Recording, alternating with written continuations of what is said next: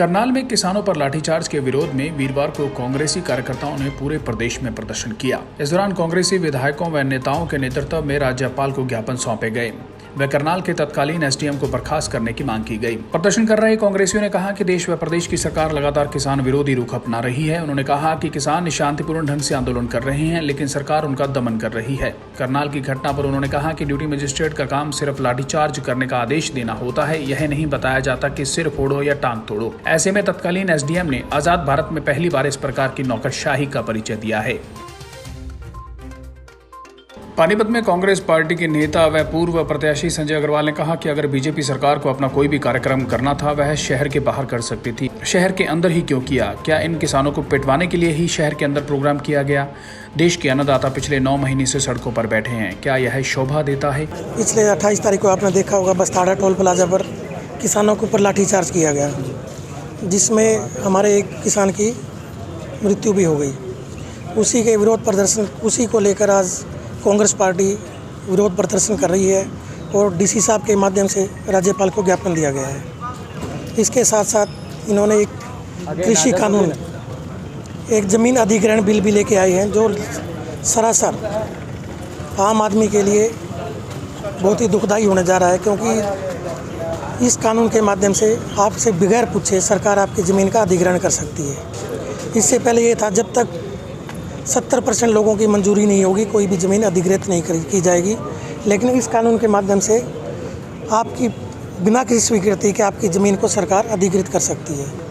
और इसके साथ साथ एक इन्होंने फैमिली कार्ड के नाम से एक कार्ड लॉन्च किया है, जिसके माध्यम से आपकी निजता पर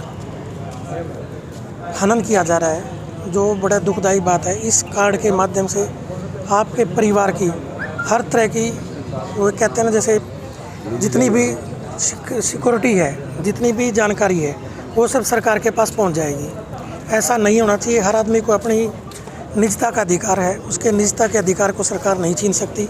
इन सब बातों को लेकर आज कांग्रेस पार्टी प्रदर्शन कर रही है और डीसी साहब के माध्यम से राज्यपाल को ज्ञापन दिया गया है कि इन कानूनों को रद्द किया जाए और ऐसे कानून बनाए जाएं जो जनता के हित में है। वहीं कुरुक्षेत्र में पूर्व मंत्री व कांग्रेस के दिग्गज नेता अशोक अरोड़ा ने लाडवा विधायक चौधरी मेवा सिंह से हजारों कांग्रेसी कार्यकर्ताओं के साथ प्रदर्शन किया। इस मौके पर कांग्रेसी नेताओं ने केंद्र और राज्य सरकार पर किसान विरोधी और जन विरोधी होने का आरोप लगाया। आपने देखा कि जब से ये सरकार बनी है, प्रजातांत्रिक तरीके से जो भी आंदोलन करता है उसको दबाने का काम कर रहे हैं। मैं कहूँगा, जब इन्होंने 3 काले कानून किसानों के ऊपर जबरदस्ती थोपे और पिछले 9 महीने से शांतिप्रिय आंदोलन, मैं कहूँगा विश्व का सबसे शांतिप्रिय आंदोलन इस देश के किसानों ने करने का काम किया, परंतु ये सरकार है कि प्रजातंत्र को खत्म करने के लिए लगातार लाठी और गोली से इस आंदोलन को दबाने का काम कर रही है। और जो करनाल के अंदर सीधे सिर पे लट मार के किसानों को घायल नहीं, एक किसान की मौत हो गई, बड़ी दुखदाई है। उसके विरोध में और हरियाणा की असेंबली में एक चौथा किसान विरोधी बिल कि किसान की मर्जी के बगैर डीसी को अधिकार दे दिए कि वो किसी प्राइवेट को भी उनकी ज़मीन लेकर एक्वायर करके दे सकता है। और फैमिली पहचान पत्र में इंसान की गोपनीयता भंग करने का जो काम किया, उसके विरोध में आज कांग्रेस पार्टी हर जिला मुख्यालय पर महामहिम राज्यपाल के नाम ज्ञापन देगी कि करनाल के अंदर दोषी जो अधिकारी हैं उनके खिलाफ कार्रवाई की जाए, इसकी सीबीआई से जांच कराई जाए और ये दोनों काले कानून रद्द किए गए। वहीं यमुनानगर के लघु सचिवालय के बाहर कांग्रेसी कार्यकर्ता एकजुट हुए और सरकार के खिलाफ कांग्रेसियों ने जमकर हल्ला बोला। हालांकि इस मौके पर करनाल के एसडीएम के ट्रांसफर पर भी सवाल खड़े करते हुए कांग्रेसियों ने कहा कि इस एसडीएम पर हत्या का मामला दर्ज होना चाहिए, नहीं तो यह मामला सीएम पर दर्ज होना चाहिए, क्योंकि एसडीएम इतना बड़ा निर्णय स्वयं नहीं ले सकता और इस सरकार में तो कोई भी अपना निर्णय नहीं ले सकता। जिस पर कांग्रेसी कार्यकर्ताओं ने जिला प्रशासन को राज्यपाल के नाम ज्ञापन सौंपा। मेन तो देखो, जैसा कि आपको पता है कि सारे हिंदुस्तान में किसानों के साथ ज्यादती हो रही है। ये मोदी सरकार ने किसानों को तंग किया हुआ है। आज हमारी राष्ट्रीय अध्यक्षा श्रीमती सोनिया गांधी जी, श्री राहुल गांधी जी, प्रदेशाध्यक्ष कुमारी शैलजा जी के दिशा निर्देश पर ये जो 28 तारीख को करनाल में बेरहमी से किसानों के ऊपर लाठीचार्ज किया है, उसमें 2 किसानों की मौत भी हुई है और सैकड़ों किसान जख्मी हुए हैं। मेन तो उसके खिलाफ हमने ये ज्ञापन दिया है कि ऐसा जुल्म नहीं करना चाहिए। जो मान लो गुजर गए हैं, शहीद हो गए हैं हमारे किसान भाई, उनको 25-25 लाख रुपए मुआवजा दिया जाए और उनके परिवार में एक नौकरी दी जाए, और जो घायल हुए हैं उनको 2-2 लाख रुपए मुआवजा दिया जाए ताकि वो अपना इलाज करवा सकें। नहीं, ट्रांसफ़र को गाज नहीं मानते हम, उसको टर्मिनेट होना चाहिए, उसके खिलाफ मुकदमा दर्ज होना चाहिए फौजदारी का, उसके खिलाफ 302 लगनी चाहिए। अगर उसके खिलाफ नहीं लगती तो मुख्यमंत्री के खिलाफ लगनी चाहिए। मुख्यमंत्री के खिलाफ क्या हिम्मत है एसडीएम की कि ऐसा वो ऑर्डर पास कर दे? क्या ऐसा संभव है?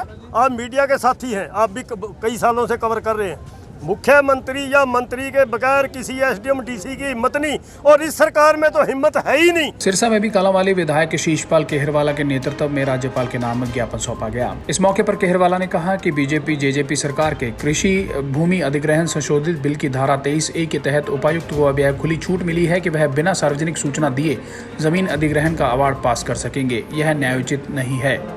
उन्होंने कहा कि कांग्रेस सरकार द्वारा पारित भूमि अधिग्रहण अधिनियम 2013 की धारा 10 में यह प्रावधान रखा गया था कि बहुफसलीय सिंचित भूमि विशेष परिस्थितियों को छोड़कर अधिग्रहण नहीं की जा सकेगी। वहीं कांग्रेस के इस प्रदर्शन पर बीजेपी के नेताओं के भी बयान सामने आए हैं। कुरुक्षेत्र से सांसद नायब सैनी ने कहा कि कांग्रेस ने देश में बड़े बड़े घोटाले किए। उनके मंत्रियों से जब मीडिया द्वारा घोटालों के बारे में पूछा जाता है तो वो कहते थे कि इससे वे घोटाला ही नहीं मानते। कांग्रेस आज किसानी झंडा उठाकर किसानों को उकसाने का कार्य कर रही है। आज गरीब को सीधा लाभ पहुंच रहा है। कोरोना काल में मात्र 8 महीने में विश्व का सबसे बड़ा वैक्सीनेशन अभियान चलाया गया है।